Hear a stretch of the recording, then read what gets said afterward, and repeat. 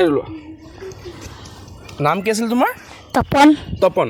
তপন তোমাক মই প্ৰশ্ন এটা সুধিম ঠিক আছে হ'ব এতিয়া কিমান চন চলি আছে 2025 2025 হয় নাই হয়। এতিয়া প্ৰশ্নটো হ'ল 2099 চনৰ পিছত কিমান চন আহিব বাৰু 2030 2030 হোৱা নাই তোমাৰ নাম কি আছিলে বিষ্ণু বিষ্ণু অ'কে বিষ্ণু তুমি কোৱাচোন এতিয়া কিমান চন চলি আছে 2025 2025 হয় নাই তো প্ৰশ্নটো হ'ল 2099 চনৰ পিছত কিমান চন আহিব 3000 3000